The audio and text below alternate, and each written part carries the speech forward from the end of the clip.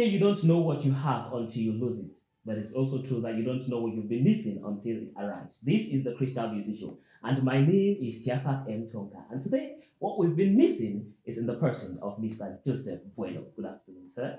Hello, Tiafak. How are you doing today? Not bad at all. Not bad at all. A pleasure to be on your set. Thank you very much. You're looking very fine. Thank you. Elegant as You're not always. looking bad either. I'm blushing already.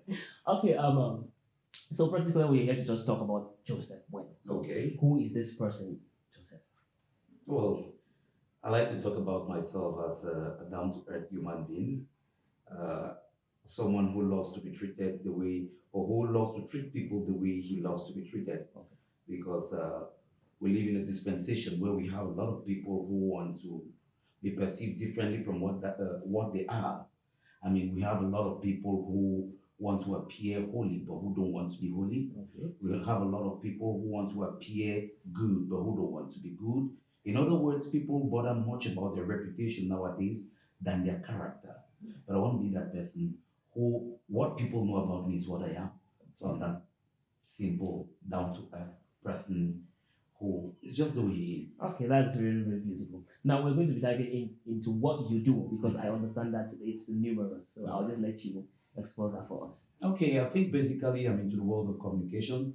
The Frenchman says communication événementielle, that's to say communication on events and the like. And I'm a journalist too. I'm a trained journalist from the Department of Journalism and Mass Communication, University of Boya.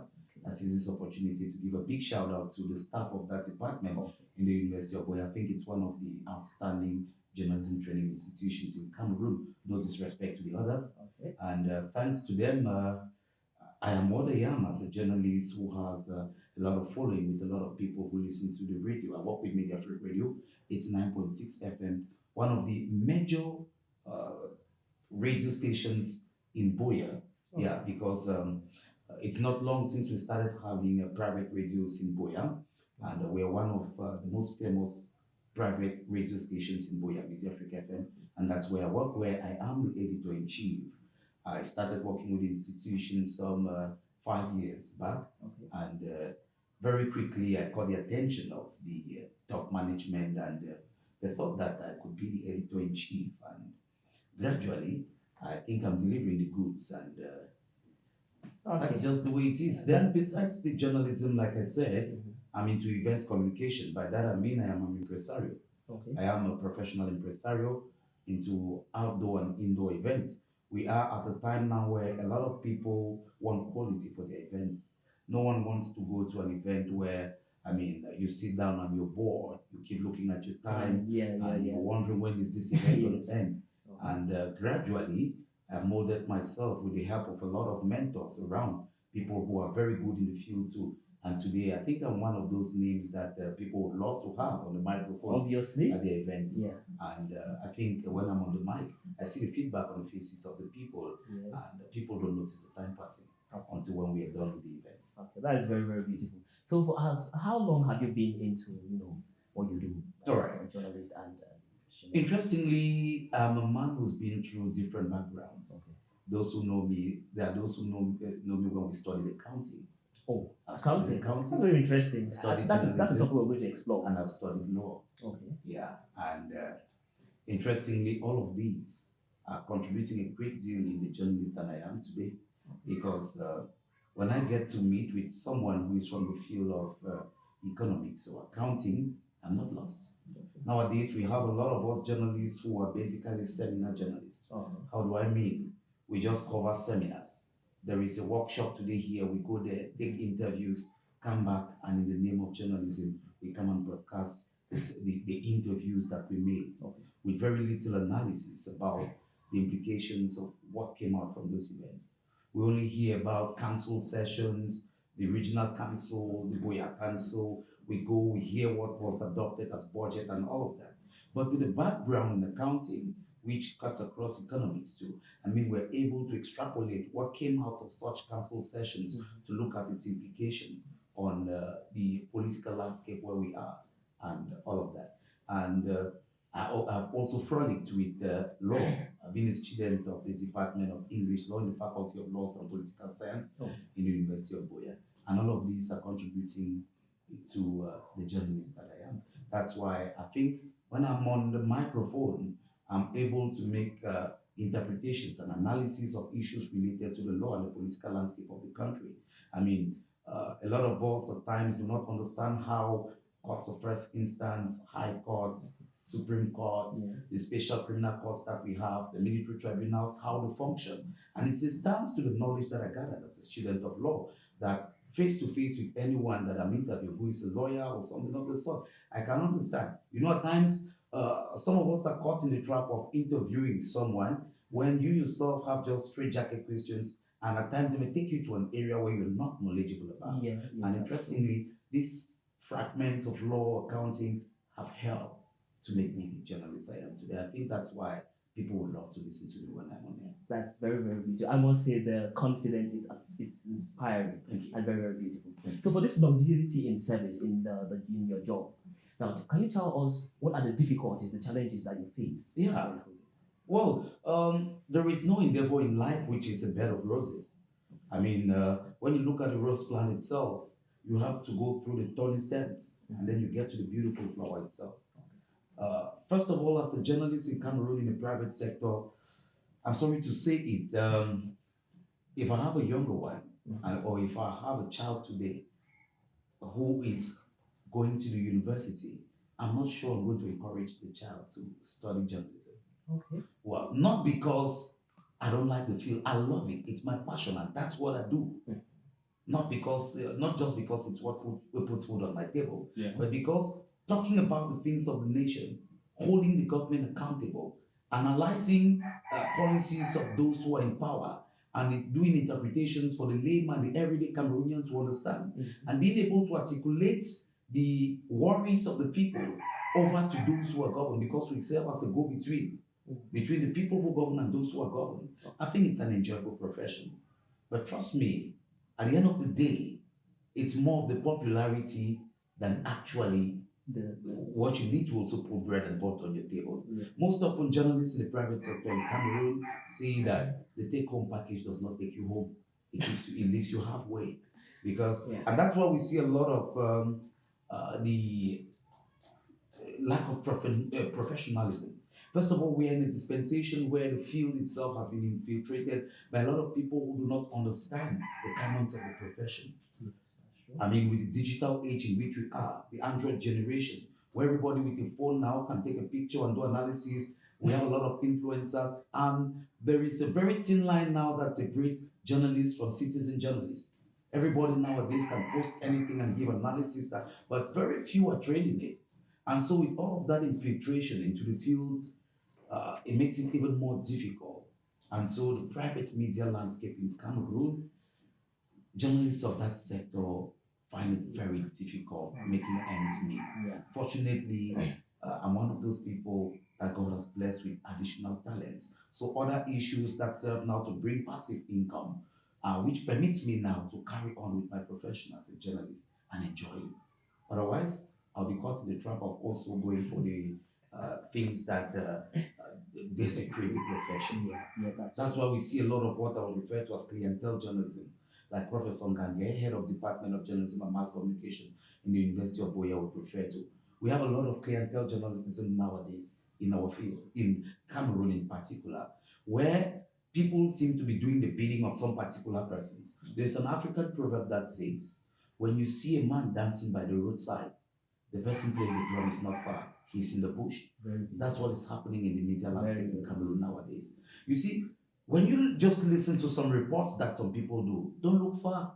You see the hand that is paying them to do what they're doing. A lot of clientele journalism, brown envelope journalism. Nowadays, so many people go to seminars. It's based on what is given to you. That's what determines the kind of report you're going to do. We see a lot of that in the media landscape, the private media landscape, I should say, in Cameroon. Okay. Well, thank you very much, Mr. Joseph. It's been a heated conversation. And if you're just tuning in, please get a pen and a paper because words of inspiration are coming in. Now we're going to take a short break and we'll be right back.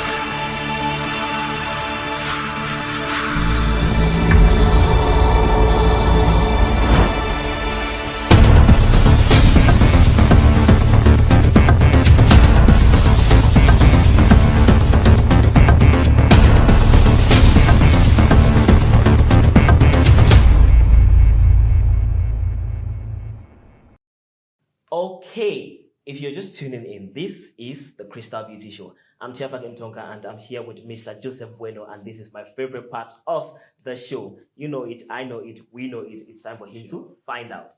Now, this is a little game that we play on the Crystal Beauty Show. It is pretty easy and straight to the point. Straight to the point. Straight rules and as easy as pie. Are we ready? Now, this is the Crystal Corner, and these are the Crystal Cups. Now, in this Crystal Cups, it holds some questions that get to get some insight in the real Mr. Joseph Bueno. Yeah.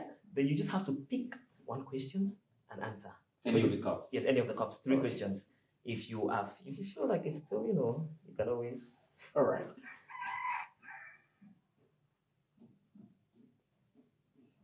Have you ever had a crush on an animated character? Let me be sure that I understand what you mean by an animated character. A cartoon character. Okay. Well, I think it's been a long time since I watched cartoons, but I remember in my childhood we had cartoons like the Mutant Tortoise Ninjas. Okay. We had L'École des Champions. We had the Rahan and the like. So it's been a long time since I've been a fan of cartoons again. But recently, every now and then, when you get back home a little tired and you're zapping through the channels, you may fall on Mr. Bean. Yeah. And but to say really have a crush, not exactly. Okay, we're going to go to the next question. You're going to pick from any of the cups. Okay. We're going to answer 3 questions just to be sure. Yes. Okay.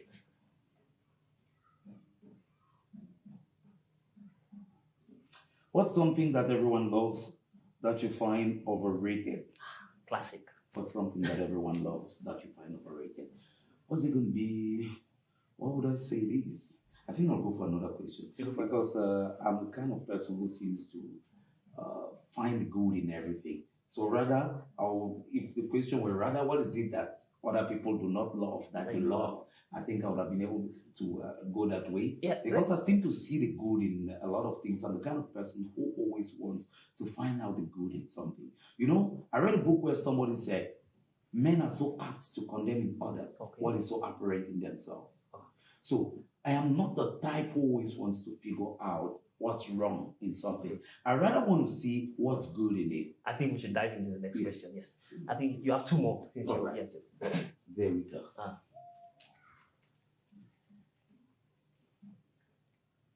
If you could be an animal, what would you be? That's interesting. I'm I'll loving go for with this. tortoise. A tortoise. A tortoise? Yes. When we're growing up in stories and the like, to say that someone was intelligent, we always say it's a tortoise. Okay. I was always told in stories, they were always depicted as being very intelligent. Yeah, I think if I were to be an animal, I'd go for tortoise. First of all, they live very long.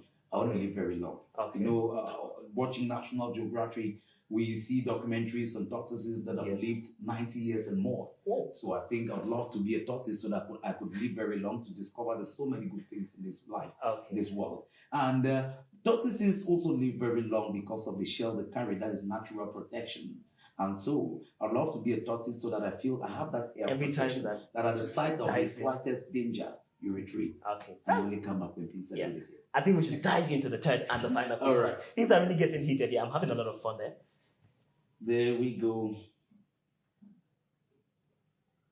What is the most spontaneous thing you have ever done? Okay. What's the most spontaneous thing you've ever done? It is a business deal.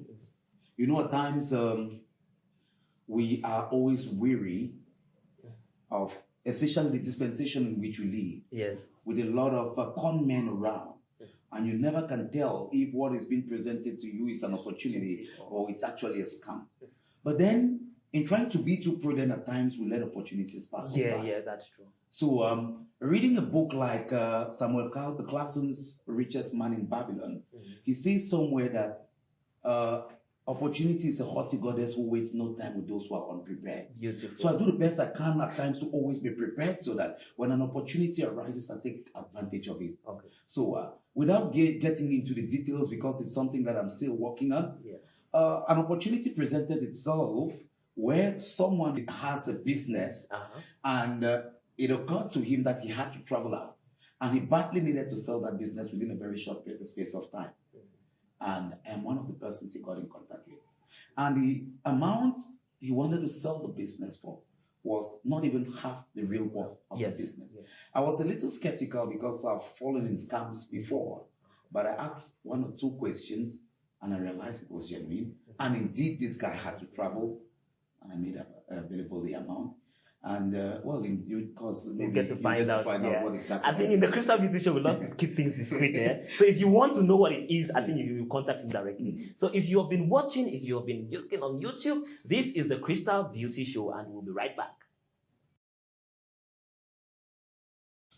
Okay, beautiful people, if you're just tuning in, this is the Crystal Beauty Show. I remain your very own Tiapak M. Tonka, and we are here with Mr. Joseph Weno. This is the third and the final part of the show. Very wise part. So if you're sitting at home and you don't have a pen and a paper, there's a part where you get it, because we're going to get a lot of words of wisdom from Mr. Weno here. Now, Mr. Weno, it got to our notice that you just recently won an award of, I think, the BDMA. Yeah, wanted, yes. the Wanted Digital Media Awards. Yes, beautiful. So can you tell us a little bit about it? How did you feel? Were you expecting it? Okay. Is it your first award? Yeah, I should say, as a professional journalist, it's my first award, even though there have been nominations before, which I did not act on. Okay. Because I'm one of those persons who is more interested in content, right? We live in a dispensation, like I told you before, where people are so bothered they're so bothered about reputation, yeah, rather than their character. We are more interested in how people see us than how we actually are. And that's why we have a multiplicity of awards today. Some are genuine, others are just for the name. I mean, every now and then you hear about this award, that award, this award, that award, and some organize it just for the sake of earning revenue, because they're going to sell tickets and all of that for people to come in. And that's why at times I'm not very bothered about nominations in certain awards. No disrespect to organizers of awards, because like I said, there are some that are really genuine, that award merit. I mean, work recognition for work done. And that is why when I was notified, it's one of the radio listeners who is a friend on Facebook who wrote to me and said, "Congratulations on your nomination for an award." I had no idea. Okay. I said, "Oh, really? What have I been nominated for?" He said, "You've been nominated in the category of Best Radio Host." And I said, "Oh, really? How do I get to see it?" He forwarded a link to me. And when I clicked on the link, it took me to the BDMAs, the Wanted Digital Media Awards. And I saw the categories and I saw how I was nominated alongside other big names in the media landscape of the country. We had the likes of Kacha Rene, we had the likes of, I think it's Boris Banteke, and the other guy whose name I only know fondly as Masa Ivo. These are big names in the journalism landscape in Cameroon. And that's what even pushed me to act on it. Okay. Because the category in which I found myself, I saw big names. So it occurred to me that this could actually be something substantial. Yeah. Yeah. And they explained how the voting was going to be done, and they indicated the date that the voting was going to begin. I'm one who believes that if you deserve something, then it's going to come to you. And my problem at times with certain kinds of awards is that it turns out to be a popularity contest than actually recognition for work done. And that's why people who seem to be popular on the social media at times end up winning awards even without substance at times. But in this particular award, it required that some voting be done, and it was done exclusively by email. Well, I did a little campaign. I went on my social media handles, I wrote my name, and I spoke out to listeners of the radio and those who follow me on my social media handles. I said, "Well, I've been nominated in this category in the BDMAs. If you think I deserve it, I'll be grateful if you vote for me." Okay. I put it up on my status on WhatsApp, and I was amazed at the feedback. I mean, I saw a whole lot of people who were just coming to tell me, "We're bringing it home, we're bringing it home, we're bringing it home." Yeah, yeah. And I felt like, wow, I didn't know it was this massive. I mean, you feel important. You feel happy when people give you some importance. I mean, and that's when I started attaching importance to this particular award. Okay. And when the day came, I made inquiries on what it took to be there. And they told me the prices for the different tickets, or for if you were coming with people, because we, the nominees, already had free entrance into the event ground. And so I had to go along with some persons. I took some 4 persons along with me, got entry tickets for them. And I was amazed getting to the venue. It was all lit up. It was I loved what I saw around, and we went to the categories when the nomination they started handing out the awards. I saw people got up, got the awards and the like. Even though we started a little late, because by the time they started handing out the awards, it was almost midnight. Oh. And what also added to the hype was the names of the hosts. We had Ibuka, the host for the Big Brother Niger in Nigeria, who was one of the hosts. We had Muriel Blanche, who is also an influencer in Cameroon. Yeah. And with all of that, there was a buzz around the BDMAs. So when we went and the awards started, uh, we're rolling and rolling. And when it came to the category of best radio hosts, it was the influencer Muriel Blanche who had to announce it. And when she asked the audience, who do you think will win? It was in Douala that this award was taking place. So many people around Douala probably were not very familiar with my name. And some people called a number of names, and finally he picked out the name. And when it was read out, it was me. I was amazed. I looked around at the people and I felt happy. I felt important. I thought it was recognition for what. I've heard some people who've tried to criticize the award when they ask who exactly is awarding. How credible are they as an institution to award? I think I'm giving thumbs up to the BDMAs because as the years go by, because of the credibility, the voting process, and all of that. We've heard allegations of people who go behind closed doors to secure awards. I'll never do that. Who are you fooling? Who are you fooling if you have to go behind closed doors, pull strings left, right, and center just to be given a recognition? I'll never do that. I'll never. The only thing I did was call on fans and listeners of the radio. If you think I deserve it, give me a push, vote for me. And that is why when I received the award on that day and when I came back, the first thing was to go back on my social media handles and give a big thank you to the fans out there, the listeners. I told them, you did it. I said, you did it because I was sure that I pulled no strings like some people are in the habit of doing. And that's why my award is somewhere beautifully placed in my home. Where everybody can see. Yeah. I go to work every day around 4:30 a.m. The wake up show begins at 5 a.m. Trust me, there are days that you feel like you shouldn't go. But each time when I wake up and I look at that, I say, oh, for this reason, there are people who want to hear me out there on the radio. I'll go. Okay. So, Mr. Weno, there are a lot of people watching you right now, and I know in your own way, rather not even in your own way, you are an influencer in the level in the domain of journalism and event hosting because you are very fine host. I've seen a couple Thank of you. them. Thank you for the compliment. So, what will you have to say for them? Rather, what will you have to say to them? To those who are watching you right now, those who want to be like Joseph Weno, those who want to be the likes of Katerina H. What do you have? I think I'll just say believe in yourself. Believe in yourself and work hard to equip yourself so that when the opportunity arises, you take advantage of it. Okay. Nowadays, we find a lot of young persons who are more interested in the buzz than in the work. Yeah. We see a lot of celebrities, we see a lot of artists, we don't know the work they put in. We're more interested in the hype when they are on stage, how people are shouting for them, how so many things are said about them. You don't know the work they put in. I love the analogy of the story building. Most often, when you see a story building, the depth of the foundation determines the height of the building. Yeah. So we've got to put in time to work. I like the Latin expression, nemo dat quod not habet. You cannot give what you don't have. Very beautiful. You cannot give what you don't have. I hope you guys are writing that because I told you to take it a pen. If you don't equip yourself, yes, as a journalist, as an event communicator, we don't go and cram, we don't give crap stuff. Mm-hmm. You read, you listen to other people, you watch other people, you see what is happening, you update yourself every day. And when you pick up a microphone, it comes out naturally. Yes. I didn't need to have to write anything to come on your show, yes, to start struggling to remember what I wrote to answer your questions. Yes. No, it comes out naturally because as time goes on, we keep ourselves. If you stop learning, you start dying. Yes. So every day, we do the best we can to equip ourselves. Every day. And do not get into unnecessary competitions. The problem we have in our dispensation is unnecessary competition. I like what one Ivorian artist sang.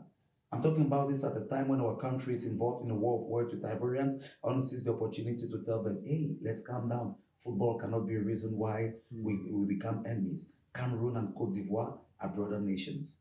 We have a lot in common. I listen to a lot of Ivorian music, especially the one they call Zouglou, because it's pregnant with messages. One of them, I think Petit Yodé, he sang and said, ma maman m'a toujours dit de ne jamais être pressé. Les arbres de la forêt ne produisent pas en même moment. Aujourd'hui, c'est temps de mangue, demain, temps de goyave. Un jour pour toi va sortir. In other words, the fruits do not bear all at the same time. Today is season for mangoes. Tomorrow is orange season. Tomorrow is guava season. Do not be envying me because I'm a guava. Your season will come mango and you will bear in your season. Yeah. So everybody out there, the only acceptable competition in life is against your own self. Do not get into unnecessary competitions like we see a lot. And that's what's pushing a lot of people into mediocre performances. Because you've seen someone out there who's already clicking 1 million views on YouTube, and you just think that you just need to do so. Come on, work gradually. Just put in work, and naturally it will happen. Thank you very much, Mr. Weno. I think it's my pleasure. Now, a lot of people want to know where to find you. Can you give your social media handles? All right. I'll say for Facebook preferably. Okay. The name is just Joseph Weno. Okay. I like keeping it simple. Joseph Weno. Joseph and Weno Weno. And of course, for those who are within the range of our radio station, the frequency is 89.6 FM. Media Freak Radio is part of the Dash Media Group, and we are undergoing rebranding.